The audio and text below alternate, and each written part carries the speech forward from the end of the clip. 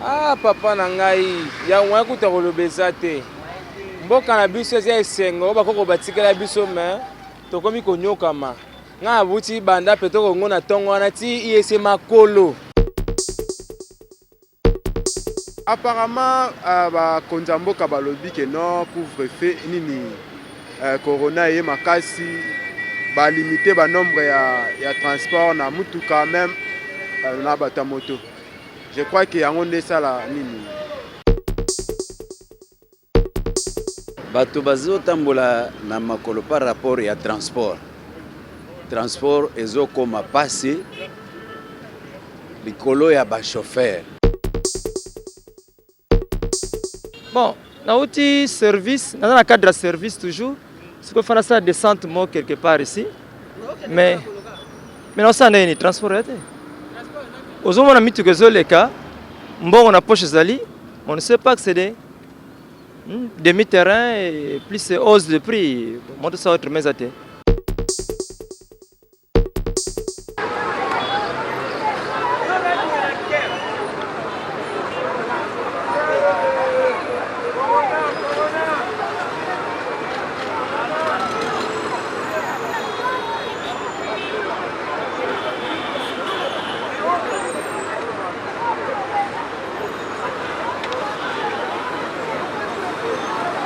Bon, par rapport à ndenge ba mesure barrière bazwaki epai ya mokonzi ya mboka nde tomoni na tongo awa mutu nyonso donc la plupart bato bazotambola toujours makolo. Pourquoi? Parce que ba exiger na kati ya ba mituka nombre ezala un peu limité na 207 basengi faut ezala au moins 10 personnes na bayas 10 personnes. Alors par rapport na ndenge population ezaleli lokola pesa mesi mo bazonga lelo na tongo, alors yango moni ke bato batambola makolo trop et puis babis transcope ebimi na retard ezobima vraiment dans temps oyo esengeli te.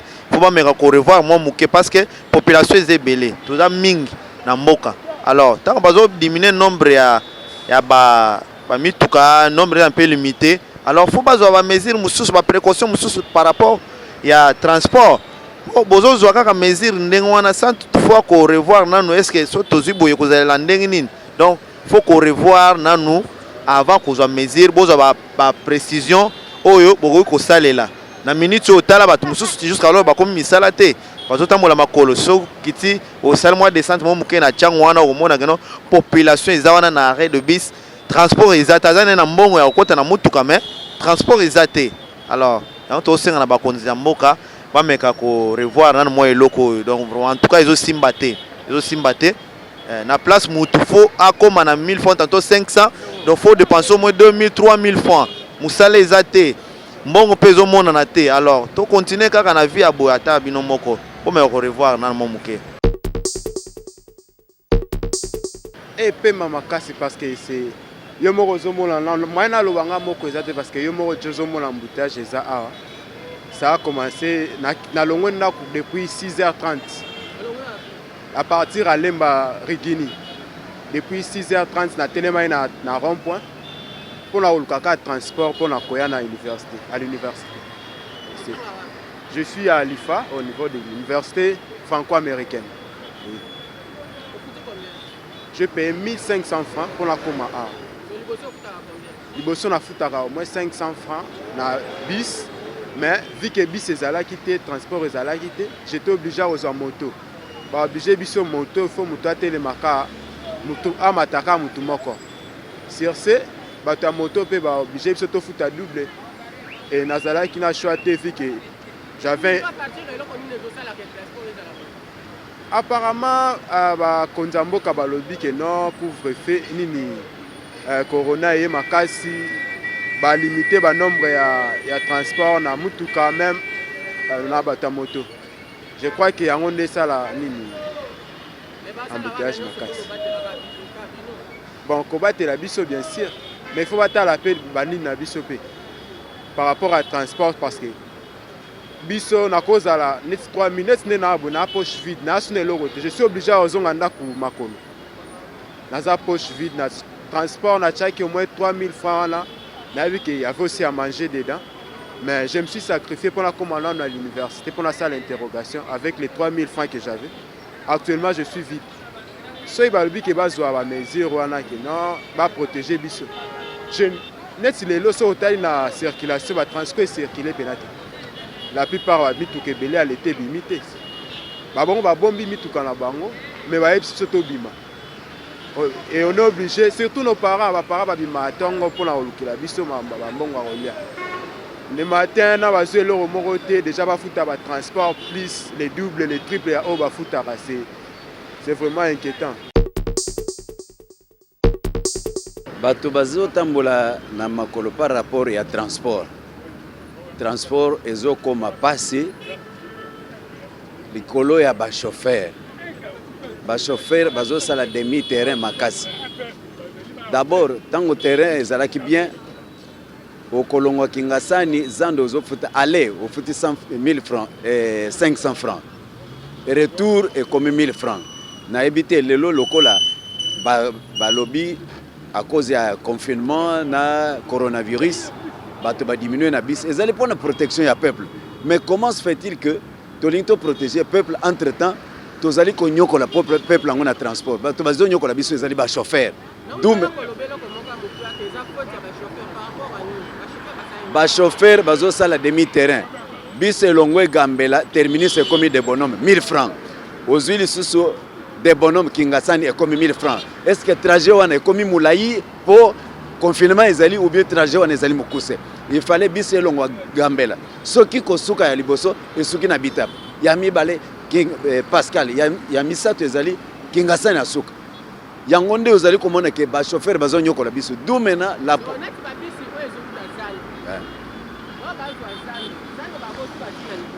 bisi ya Zando il faut esuka na Pascal.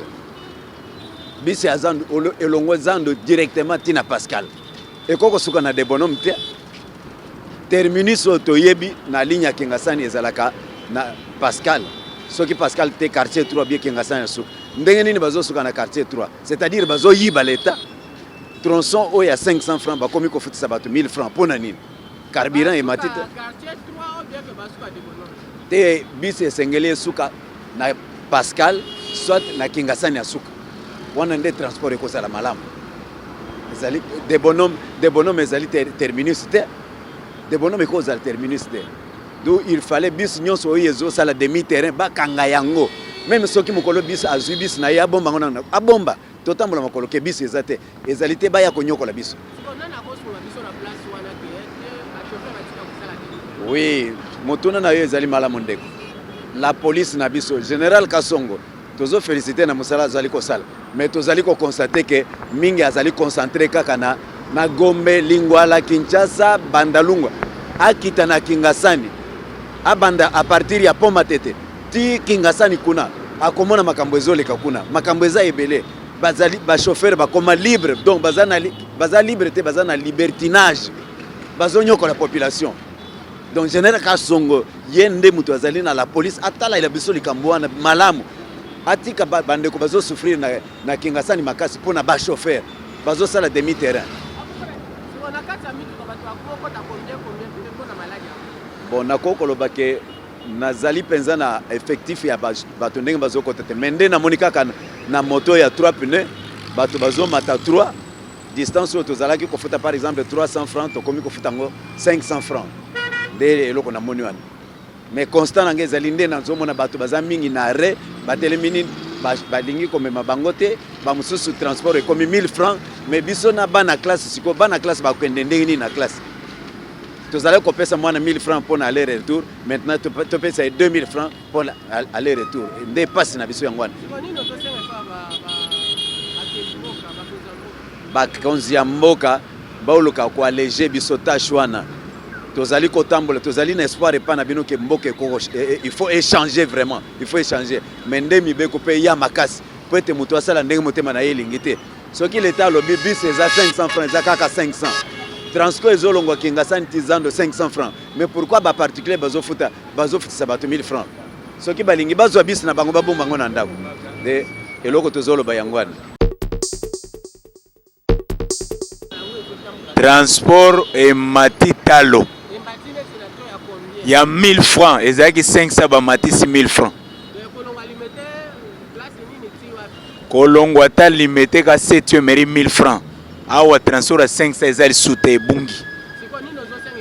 Na senge pa ba konzi ya mboka batela likambo parce que transport ye passe ya makasi. Talaka nde bato bazo tambola makolo ko otanda ko ti musala transport ezate.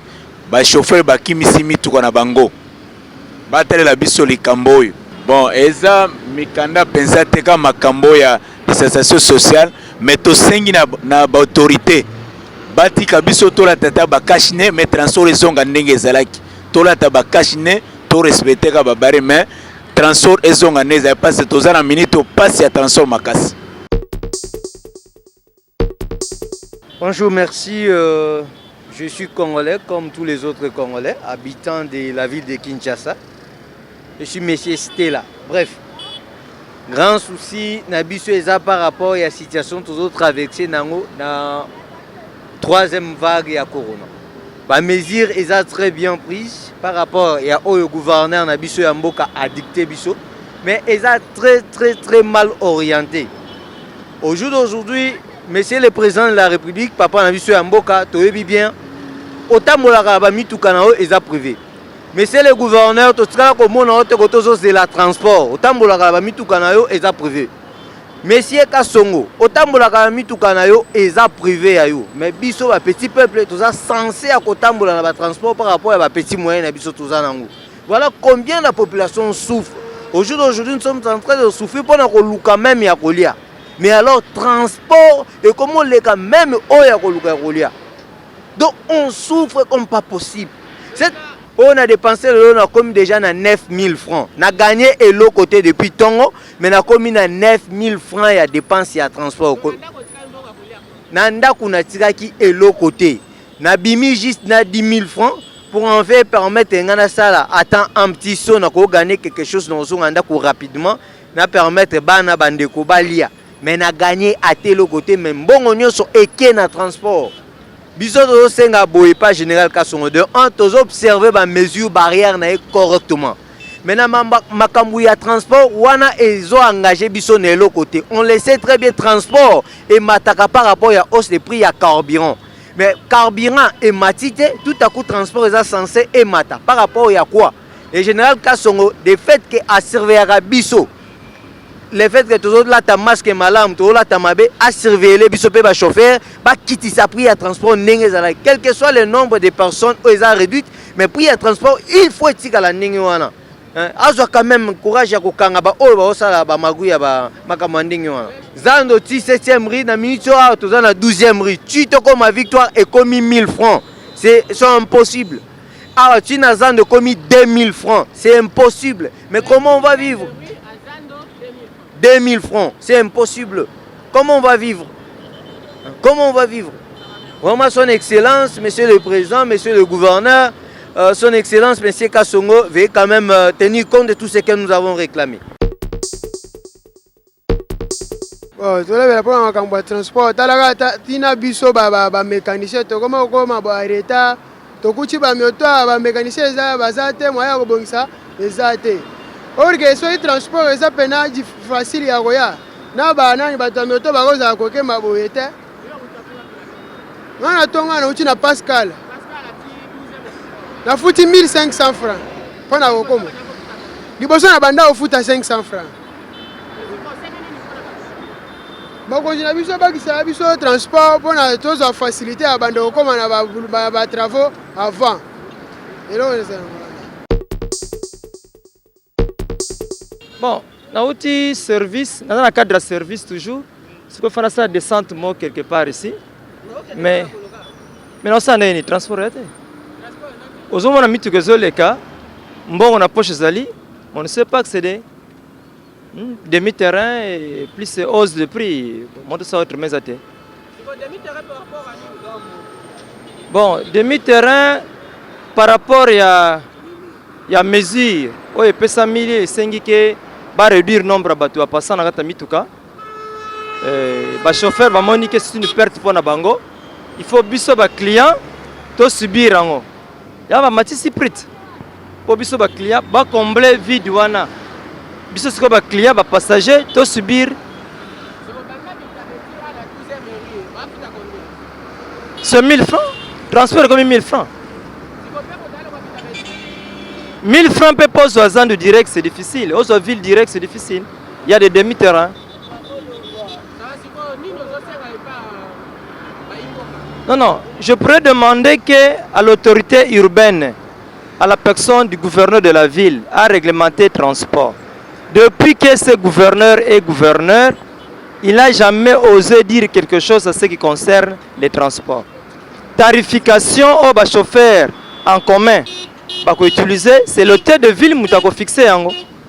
Et jusque-là, l'hôtel de ville ne dit rien. Les chauffeurs ont sa prix dans moto. Ça, n'en parlons même pas. Et nous, fonctionnaires, avec quel argent tu fais à transport? On n'a pas le libre parcours. Si à l'État, on nous oblige 2 personnes. Le reste, il faut payer. Tu continues à transport en public comme ça, en commun, ou au privé, carte, faut tête. Il faut payer. Maintenant, je dois payer avec quel argent? Il faut qu'on ait un service à temps. 7h30, il faut être au service. Embouteillage, n'en parlons pas. C'est ça la difficulté. Donc, il faut que l'autorité urbaine a réglementé les cambas de transport. Comme dans la tarification, en plus, à Ben Damatoï, il y a des chauffeurs. Pas respecter quand même la tarification en vigueur. Papa passe. Tu évites mboka auto zokende wapi. C'est normal balobi malade des alliés. Tobo yangote. Mais papa, il y a liboso na salué na président de la République, Papa Tshisekedi Mulumba.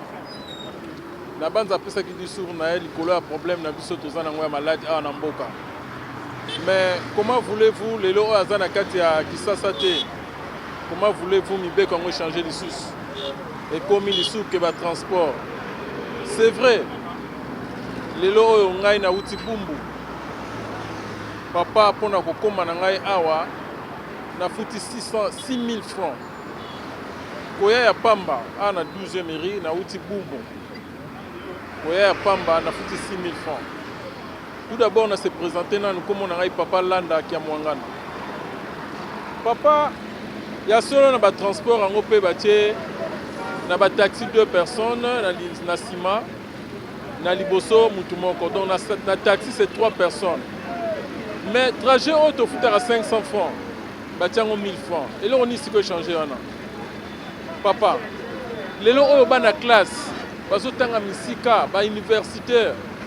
Bazo ken des classes bako koma air nini na école papa ba meka obongisela biso likambo les leçons natali très bien na Gambela plein ya bato ndenge wana bakoti marché pourquoi pas ba retenir encore la transport et puis transport on va 2 personnes et là qui 500 francs c'est que transport on a comme 1000 francs ba trajet msusu kutu banda kaka ana 12e mairie pona okoma lelo nde nazokende bumbu et que c'est combien? Et alors c'est 2000 francs. Et pourtant c'est là qui 1000 francs. Na route à Awa, Tina Gambela c'est 500 francs. Na Gambela ti Bumbu 500 francs. Totalité c'est 2000 francs. Aller-retour c'est combien? Na moya lelo oyo. Donc aller-retour est comme 4000 francs. Mais naza ana 12e mairie. Pona okendega na Bumbu Awa, aller-retour 4000 francs. Papa mboka on tozo tchango. Hein? Bata la peli kamba transport. Ce balobi que na ba taxi bus na pas moko 2 personnes. Mais la 2 personnes on te fout à 500 francs na mutu moko. C'est quoi comme 1000 francs. Et là on échange wana. Mais bango moko batali boso susu ba koloba pa ba kolomi tuka ke batu ba réduire versement. Papa tozo kendo api mboka ngozo kokufa. Batale la biso likambo. Batale la likambo. Pona un tout d'abord Namaloba, peuple d'abord. Mais peuple d'abord, on va toujours souffrir tant on y en sort. Bateau va sauter quand moi na libanda awa na balabala. Ba komo benga na bango. Transport passe, nyonso passe, to vivre ndengeni. Tozo kende wapi. Papa, merci na banza na sukisi na ngawana. Ah papa na ngai, ya mwa kuta kolobeza te. Mboka na biso ya esengo bakoko batikela biso me. Tokomi konyokama nga abuti banda petoko ngona tongo wana ti iese makolo tala keti nde esili nga vraiment donc keti esili te komi kofongama vraiment likola nini na ntango makolo eza pena pas transport eza te batransport ebimi te donc disons toyebi te bakanga kaka classe yango totanga te mpo malili mpe ekomi mpo biso babétise tonyokama bana primaire baonyokama nayokeli bana primaire mawa na Don Bosco na ntongo wana ata moto gisi boye eza te moto apamba boye ekomi avo moto ozwa kuna ti koto oyo ofuta 12 000 omasi na mutu toza na palais du peuple pana na stade de martyr tala botala bino toza na stade de martyr tala na mboka na biso nani boye vraiment tokende peto Congo toti IEC tokende peto Congo na ntongo touta na peto Congo toke IEC makolo tozonga mpe makolo papa loba. Oui, papa, na tolemi makambo, tolemi pena makambo yo. Nga uti kingase na suka. Na bimi na 4 na arrêt de bis. Ba yebisinga ke no transport ka 4 personnes. Pour no koma na IEC, il faut payer au moins 1500 francs. Donc transport ya koma sou IEC ezate. Talaka nga na uti na nini na kingase na suka kuna. Ozui transport ti ponga bi o paye 6000 francs. Transport ti asanef o paye 6000 francs. Le reste des parties to beti makolo. Est-ce qu'au retour awa transport ezate donc ne makolo neza bona zonga tiki ngase na suka na ebite so na zonga na komanda ku air nini ata bino moko te lembi pena makambo yo lobi pe to ana intero na ko préparer yango air nini et puis tozo tanga na système moko boya bien te ku rezo pesa na système ya module ku il faut tozwa na 1 mois tozo ngo na nzina vers de 6 jours ku rezo pesa na système ya module. Tala siko na bandenge siko ba transport ye komela biso ba eto to sans sorti wapi lobi kuna OK classe te biso neza boye biso neto kozala lobi ba konzi ya mboka oyo tolingi te batu oyo bazo vivre bomengo ya mboka oyo bati na bana baona ba poto biso koto tozo nyoka na ba transport ba meka ko améliorer situation oyo soki te biso ba eto tolingi bakanga classe Félix bani bazana poto nani bazana poto biso zana konto nyoka moto souffrir pona nini eza pasi to lelo na pasi to vema na pasi kamoni ba nyoko la biso kaka biso to sisi kasi to kena ba société ale ba komi ko nyoko la biso ti wapi to za misana pasi to tanga na pasi eza pasi makasi ka osombela bato ba mamba mituka. Abonnez-vous sur notre chaîne, cliquez sur la cloche de notification pour ne rien rater de nos publications.